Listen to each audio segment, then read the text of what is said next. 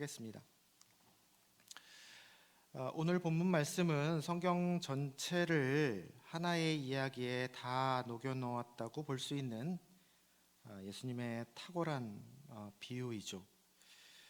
그래서 우리 교회도 여러분 이제 익숙해서 눈에 들어오실지 모르겠지만 엘리베이터 딱 내리면 이제 보이는 본당 로비에 렘브란트가 그린 이 이야기가를 걸어 놓았죠. 가끔씩 오다 가다 그 그림을 묵상하시면 좀 많은 유익이 있으실 줄로 생각이 됩니다. 누가복음 15장은 세 개의 비유가 있습니다. 소위 일뜻탕이죠. 잃어버린 양의 비유, 또 잃어버린 드라크마의 비유, 잃어버린 아들 탕자의 비유, 이렇게 누가복음 15장을 구성하고 있습니다. 이 세 개의 이야기를 연달아서 하신 배경과 이유가 1절과 2절에 나와 있습니다.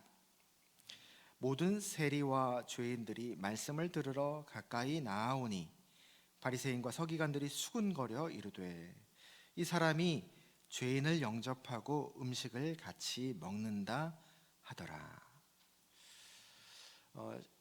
오늘 본문의 전장인 14장 1절을 보면 바리새인들이 예수님을 식사 자리에 초대하죠. 아마 바리새인들이 예수님을 바라보고 양가 감정이 있었습니다. 호의적인 바리새인들도 있고 또 적대적인 바리새인들도 있었죠. 그래서 이렇게 어쨌든 만나는 봐야 되니까 식사 자리에 초대를 했던 것 같습니다. 그래서 말씀을 이제 나누는데 말씀을 나누면 이제 분위기가 좋으려고 그랬던 거 아니겠습니까? 근데 분위기가 좋아야 되는데 예수님은 역시나 당신이 하실 말씀, 하나님께 받은 말씀을 연달아서 하시죠.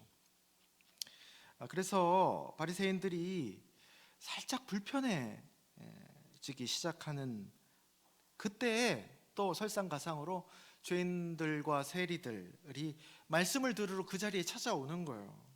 바리새인들이 환멸한 듯 아주 그런 대상 아닙니까? 예수님이 그런데 그들을 저리 가라고 하지 않으시고 도리어 환대하고 와서 식사도 함께 하자고 그러는 거예요. 그래서 그 바리새인들이 불만이 폭발한 거죠. 그때 바로 이 이야기 세 개를 들려주시는 겁니다. 두 아들이 있었는데 오늘 본문은 작은 아들이 아버지한테 아버지 이제 돌아가실 건데 뭐 언제 돌아가도 돌아가실 거잖아요. 그러니까 나 줄 거 있잖아요. 반 그거 미리 달라고 요구를 합니다. 지금도 이렇게 하면 이런 뭐라고 합니까? 이런 자식들을 후레자식이라고 하죠. 전문 용어로. 이런 자식 다 있나 싶지만은 그때 당시에는 지금보다 훨씬 더 패륜적인 행동이었습니다. 이게 아버지가 빨리 죽기를 바라는 것이 포함되어 있었습니다. 그 당시 분위기에는. 그래서 그 당시에는 집안의 명예를 위해서 이런 자식은 죽여도 되는 명예살인, 아직도 다른 문화권에는 명예살인 제도가 사회에서 허용이 됩니다. 집안의 명예를 더 소중하게 여기는 거죠.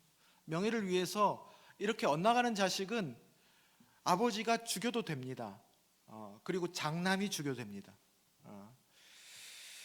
그럴 정도의 일이었습니다. 근데요, 아버지는요 어떻게 합니까?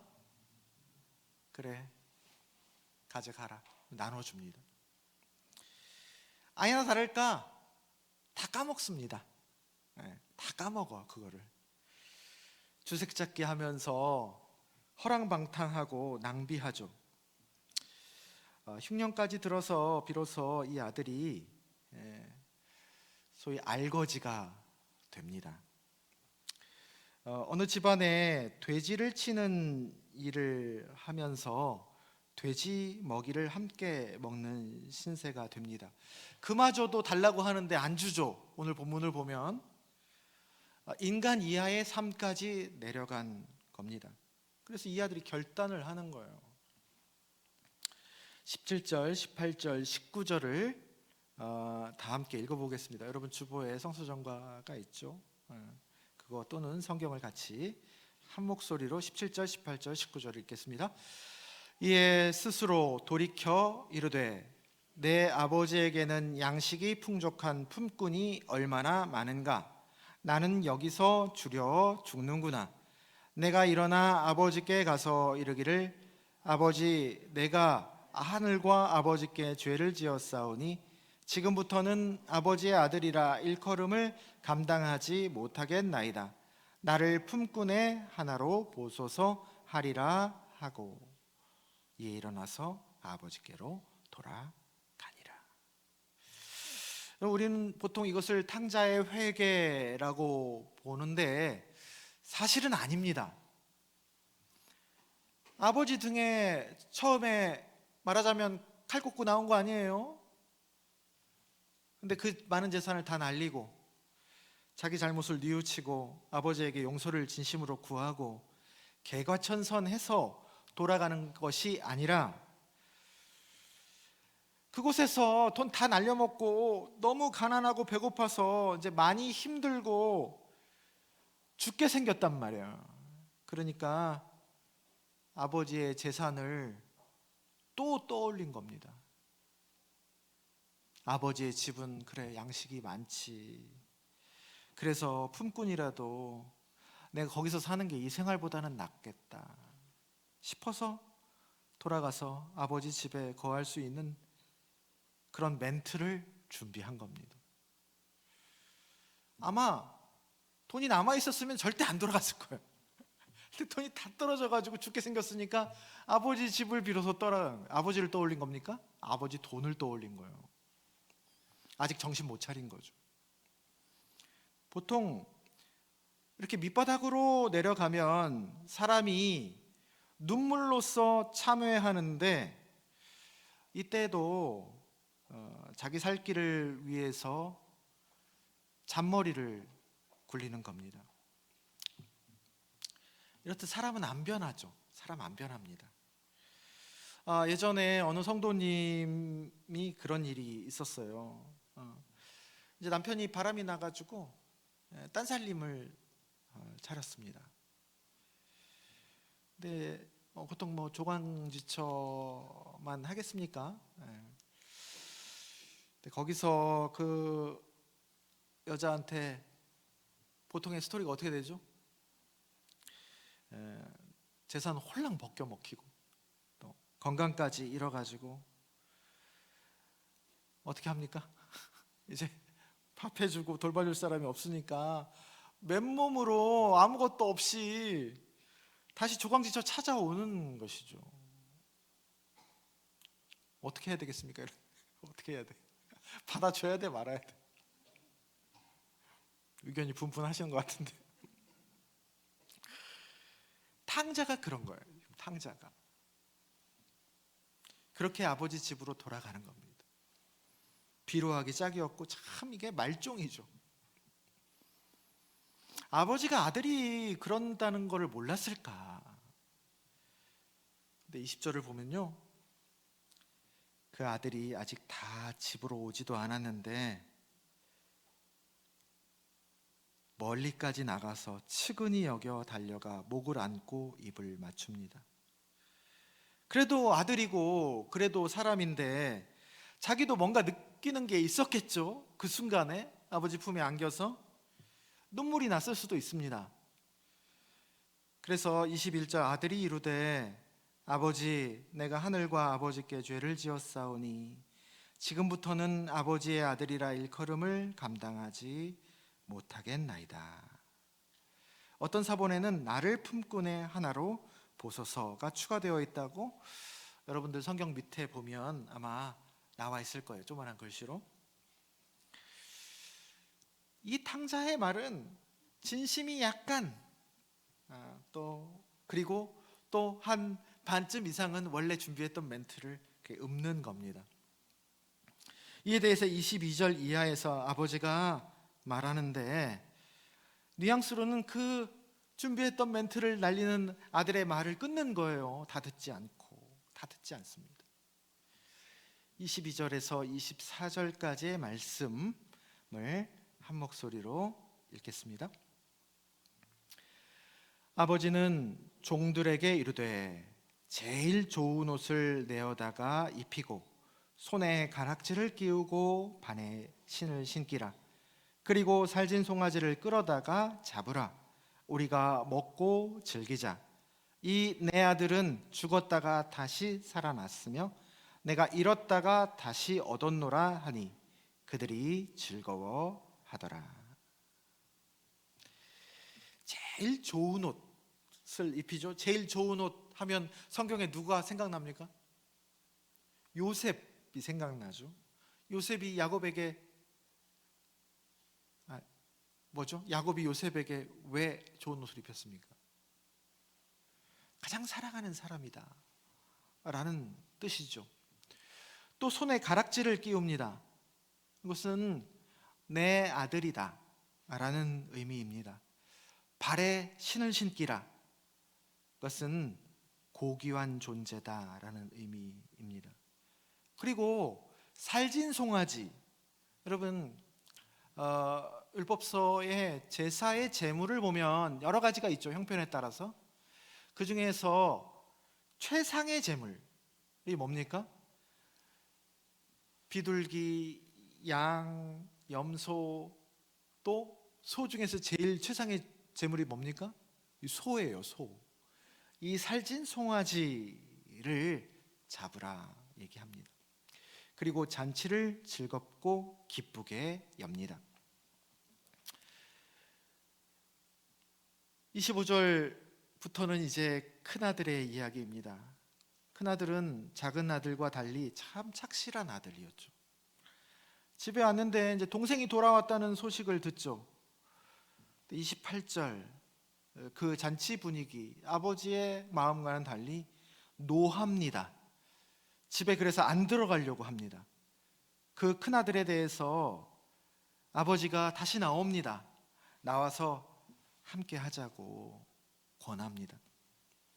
지금까지 군말 없이 그보다 더한 요구를 순종만 했던 큰아들은 아버지에게 억울함이 폭발해서 말합니다. 29절, 30절 한 목소리로 읽겠습니다. 아버지께 대답하여 이르되 내가 여러 해 아버지를 섬겨 명을 어김이 없거늘 내게는 염소 새끼라도 주어 나와 내 벗으로 즐기게 하신 일이 없더니 아버지의 살림을 창녀들과 함께 삼켜버린 이 아들이 돌아오매 이를 위하여 살진 송아지를 잡으셨나이다. 깊은 원망이 배어있죠. 깊은 억울함이 배어있습니다. 죽여도 시원찮을 놈을 나보다 더 잘해준단 말이에요. 더 큰 보상을 준단 말이에요. 그래서 이 큰아들은요 자기 동생을 동생이라고도 안 부릅니다. 뭐라고 부릅니까? 당신 아들이라고 부르는 거예요. 당신 아들이 돌아왔나이다. 피만 섞였지 이걸 뭐예요? 왼수. 그렇죠? 여러분, 우리가 이 비유에서 보통 작은 아들은 회개했고 큰 아들은 회개를 안 했다. 그런 메시지냐? 여러분, 그런 메시지가 아닙니다. 작은 아들도 말씀드렸다시피 불순해요. 그의 회개가 회개처럼 보이지만 순수하고 충분한 게 아니었어요. 누가복음 15장의 세 개의 비유가 사실은 다 같은 메시지입니다. 한 사건을 통해서 세 개의 메시지를, 세 개의 이야기를 통해서 한 메시지를 집중적으로 전달하시는 거예요. 첫째, 잃어버린 양. 지가 잘못해서 길을 잃은 거죠. 그렇다고 제 발로 돌아오지는 않습니다. 그러나 목자가 찾아가죠. 둘째, 잃어버린 동전. 그 자리 그대로 있습니다. 동전은. 그런데 여인이 애타게 찾고 마침내 그 동전을 찾아내고야 말죠. 셋째, 잃어버린 아들. 멀리까지 나가서 방탕하고 이 지금까지 방탕했고 잔머리를 굴리면서 아직 정신 못 차린 그 아들을 멀리까지 나가가지고 맞이하는 아버지입니다. 작은 아들뿐만이 아니죠. 큰 아들도 사실은 몸만 여기 있지 마음은 아버지를 오해해도 한참 오해하고 나중에 아버지랑 관계한 게 아니고 목과 보상을 위해서, 야 나중에 내가 열심히 하면 염소 새끼 한 마리라도 있겠지, 그리고 재산 반 내 거야, 그 목과 보상을 위해서 그동안 착실했던 것이고, 이제 그 계산이 틀리니까, 수가 틀리니까 튕겨져 나가 있는 아들입니다. 그 큰아들도 31절 32절의 아버지의 말을 보면 얘야 너는 항상 나와 함께 있으니 내 것이 다 내 것이다. 네 동생 고생 많이 하고 돌아왔으니 즐거워하고 기뻐하는 게 마땅하지 않겠냐 하면서 이 큰아들을 초대합니다. 그도 환대하고 초대하는 거예요. 그에게 맞는 방식으로. 그래서요, 큰아들이 이 본문의 배경에서는 뭡니까? 바리새인이에요. 바리새인들이 분노하잖아요. 이 작은 아들 세리와 죄인들이 오는 걸 보고. 근데 바리새인들 주님이 미워했다고 생각하지만 그렇지 않습니다. 그도 사랑하시는 겁니다. 다른 방식으로 그에게 접근하시는 거죠. 사랑을 표현하시는 것이죠. 그래서 우리나라에 나름 팬덤이 있으셨다가 이제 얼마 전에 돌아가셨던 그 미국의 팀 켈러 목사님이라고 있습니다. 아주 참 우리나라에 책도 많이 번역되어 있고 참 새롭게 진실하게 미국에서 목회하다가 돌아가신 분인데, 그 팀 켈러 목사님이 탕부 하나님이라는 책을 냈죠. 우리나라에도 번역이 되어 있습니다. 제목이 너무 낯설지 않습니까? 도발적이지 않아요? 탕자가 아니고 탕부 하나님이에요. 아버지 문제라는 거예요, 이게. 탕자가 아니라 탕부라는 거예요. 그 말은 방탕하다는 것이 아니라 너무 우리가 보기에 해플 정도로 자비롭다는 거예요. 요나가 니느웨 백성을 하나님이 용서했을 때, 지난주에도 말씀드렸지만 하나님 비아냥되지 않습니까? 하나님 참 진짜 자비롭고 인애가 크신 분이, 내가 진적에 알았지만은 이런 줄을 몰랐네, 그러면서 막 하나님한테 삿대질한 것과 마찬가지이죠. 여러분, 사실 우리가 이 본문을 계속 읽고 은혜도 받고 그렇지만 사실 복음의 제일 불편한 부분입니다. 바리새인이었던 사도 바울이 예수 그리스도를 만나고 복음의 복음의 비밀을 깨닫게 되죠. 그러고 난 다음에 바울 서신서 13권을 씁니다. 우리가 8장을 외우기도 했던 로마서, 이 복음의 핵심이라고 하는 로마서 4장 4절 5절에 아주 중요한 말씀이 있습니다. 이 본문과 연결되는 로마서 4장 4절 5절을 한번 찾아볼까요? 신약성경 243면에 있습니다. 굉장히 불편하면서도 굉장히 중요한 말씀입니다. 로마서 4장 4절 5절입니다.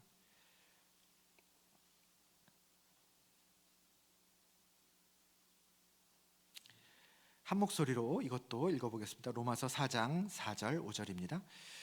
일하는 자에게는 그 삭시 은혜로 여겨지지 아니하고 보수로 여겨지거니와 일을 아니할지라도 경건하지 아니한 자를 의롭다 하시는 이를 믿는 자에게는 그의 믿음을 의로 여기시나니. 일하는 자는 당연히 보상이 있어야죠. 그 삭슬 아무리 은혜라고 얘기해도 이거를 보상으로 여긴다는 겁니다. 기브 앤 테이크예요. 보수로 여겨지거냐. 근데 일을 하지도 않았어. 그렇다고 경건하지도 않아. 탕자죠. 근데 그를 의롭다 하시는 이 누굽니까? 아버지죠. 하나님이죠. 그 하나님을 믿는 자를 하나님은 그 믿음을 의로 여기신다라는 겁니다. 우리가 믿음으로 의롭다 여김을 받을 때의 그 믿음은요, 이런 하나님을 믿는 의예요. 탕자가 돌아왔는데 이 탕부 하나님, 아이고 이게 아버지가 문제예요. 그런데 그 아버지를 믿는 믿음을 의로 여기셨다. 창세기 15장 6절, 아브라함의 믿음을 그의 의로 여기셨다. 굉장히 중요한 구절이거든요. 그 구절을 사도 바울이 인용을 하면서 이렇게 더 확대해서 우리에게 전달해 주는 겁니다. 그리고 바로 그 다음 절에서 이렇게 얘기합니다. 이런 것이 없이 하나님께 의로 여기심을 받는 사람의 복, 작은 아들의 복이죠에 대해서 다윗이 말한 바, 다윗이 그런 나는 탕자였다라는 의식을 갖고 있었다는 거예요. 다윗이 말한 바, 오늘 시편 병행 본문, 오늘 교동문으로 우리가 읽었던 시편 32편을 사도 바울이 그 로마서 4장 7절과 8절에서 인용합니다. 불법 허물이 사함을 받고 죄가 가리어짐을 받는 사람은 복이 있고 주께서 그 죄를 인정하지 아니하실 사람은 복이 있도다 함과 같으니라. 여러분, 복음의 제일 불편한 부분입니다. 앞뒤가 안 맞아요. 어떻게 그럴 수 있어, 하나님이? 그럼 이 세상은 어떻게 되는 거야? 계산이 안 맞아. 믿음의 여정은 이걸 받아들이는 여정입니다. 사랑하는 나준동산교회 성도 여러분, 그래서 우리가 회개를 해가지고요, 하나님의 용서를 당연히 내가 회개를 했으니까 당신은 용서해 줘야 돼, 내가 사과를 했으니까 당신은 용서할 의무가 생기는 거야. 이게 말이 안 되는 겁니다. 그냥 하는 거예요. 지난 주일에도 우리가 나누었듯이 용서는, 구원함은 어디서부터 나오는 겁니까? 나의 회개에서부터 나오는 게 아니에요. 하나님의 이해할 수 없는 자비하심 때문에 우리가 용서를 받고 구원함을 얻는 겁니다. 거저. 그분이 오시는 거예요. 그분이 나를 찾는 거예요. 그분이 나를 붙드는 겁니다. 다 방식과 때가 다를 뿐이죠. 모두에게 그럽니다. 그에 대해서 내가 반응하는 것이 회개라면 회개겠지요. 한 끗 차이지만 다릅니다. 내가 회개를 해가지고 그분이 용서를 해주는 게 아니고 그분의 용서가 내게 임했고 그거에 대해서 반응하는 게 회개이지요. 방향을 바꾸는 겁니다. 하나님께로 받아들이는 겨자씨만한 행동이 회개이겠죠. 그분의 자비와 용서는 이미 있고 그것으로 방향을 트는 것이 회개이고 우리가 예배 때 하는 참회라고 할 수 있습니다. 다시 말하면 사랑의 메커니즘, 사랑의 방정식, 사랑의 차원으로 빠져가고 또 빠져갔을 때 동의가 되고 그것에 마침내 승복하는 것이죠. 엄밀히 말하면 사랑을 하는 게 아닙니다. 사랑에 빠지는 거죠. 제가 부모가 되고 새 아이를 키우면서 제일 많이 참 동의가 될 수밖에 없었던 것들이, 자식은 부모 마음을 아나요, 모르나요? 모릅니다. 몰라요. 언제 알아요? 언제 압니까? 부모가 되어봐야 알아요. 아무리 이론을 공부해도 모릅니다. 새 아이 다 결에 따라서 다 다른 모습으로 부모는 우리는 사랑했거든요. 아이는요 늘 부모에게 불공평하대. 불공평한, 억울해해요. 쟤를 더 사랑한다는 거예요. 미치고 팔짝 뛰지. 마음에 넣었다가 뺄 수도 없는 거고. 그래서 공평하려고 하지만 그 공평이 됩니까, 여러분? 약한 아이에게 마음이 더 가기 마련이죠. 어떨 때는 한 아이가 자폐 같은 발달장애 아이라면 부모는 걔 중심이 됩니다. 어쩔 수 없이 온통 관심과 에너지가 그 아이에게 쏠리죠. 근데 나머지 건강한 아이는 상대적으로 차별받고 급기야는 어떻게 생각합니까? 부모가 나를 덜 사랑하고 심지어는 관심도 없고 안 사랑한다고까지 여기기 십상이죠. 그래서 저번 주에 오은영 박사 요즘 금쪽이 많이 하잖아요. 그래서 그걸 잠깐 우리 아내가 보는데 옆에서 이렇게 봤어요. 그 사례에서 이와 비슷한 사례를 봤습니다. 그 건강한 아이가 그 자폐 아이를 형제인데 부모 안 보는 데서 괴롭혀요. 은근히. 왜냐하면 이 아이 때문에 내가 엄마 아빠의 사랑을 덜 받는다고 여기는 거죠. 그러니까 여기가 왼수인 거예요. 예. 그러니까 은근히 괴롭혀요. 성경에서 가인과 아벨, 에서와 야곱, 요셉과 형들이 다 그런 역동이 밑에 깔려 있는 겁니다. 어떻게 보면 나쁜 게 아니라 아픈 거죠. 여러분, 우리가 철든다는 게 뭡니까? 우리가 보통 철든다고 했을 때 뭐를 얘기합니까? 자기를 중심에 두고 모든 것을 바라보다가 이제 부모의 마음을, 그 사랑의 차원을 점점 헤아려 이해하고 받아들이는 것을 우리는 철든다 얘기하는 것이죠. 그 시선으로 나와 세상을 이제 비로소 보기 시작할 때 철든다고 하죠. 신앙이 성숙하다고 하는 것, 철든다고 하는 것 또한 오늘 서신서 병행복문에서 하나님과, 아버지 하나님과 화해하고 화목하는 것, 그래서 세상에 화목하게 하는 직분으로 우리가 조금 더 살아가는 것, 이 탕부 하나님의 사랑의 방정식을 내가 비로소 이해할 수 없었지만 점점 받아들이고 승복하는 것이라 말할 수 있습니다. 그게 신앙의 성숙입니다. 나라가 참 풍전등화입니다. 산불로 인하여서도 고통을 받고 있습니다. 앞으로 한 달간 우리와 우리 다음 세대에 매우 중요한 시기입니다. 삐끗하면 많은 사람이 다치고 또 이전처럼 죽을 수 있는 시기입니다. 그런 생각했어요. 저도 50대 중반이지만 아직 창창하죠. 여러분들 보시기에, 또 어르신들 보시기에. 근데 저는 뭐 결혼도 해보고요, 대학도 가보고, 애도 낳아보고, 애들 거의 다 키웠고, 다 해봤어요. 여행도 가보고, 여러 가지 다 겪어봐서 지금 죽어도 딱히 억울할 건 없습니다. 근데 우리 아들, 딸들, 우리 손자, 손녀들, 그 다음 세대들이 아깝잖아요. 너무 경험을 아직 안 해봤잖아요. 자기들이 결정을 못 해봤잖아요. 근데 그 다음 세대들이 살아갈 환경이 결정될 절체절명의 시기가 요 한 달, 또 두세 달 사이에 결정이 됩니다.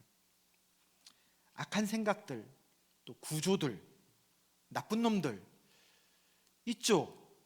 근데 그것이 판치지 못하게 만들어주는 게 우리 어른들의 역할 아니겠습니까? 다음 세대들이 잘 살 수 있도록. 그게 부모의 마음 아니겠어요?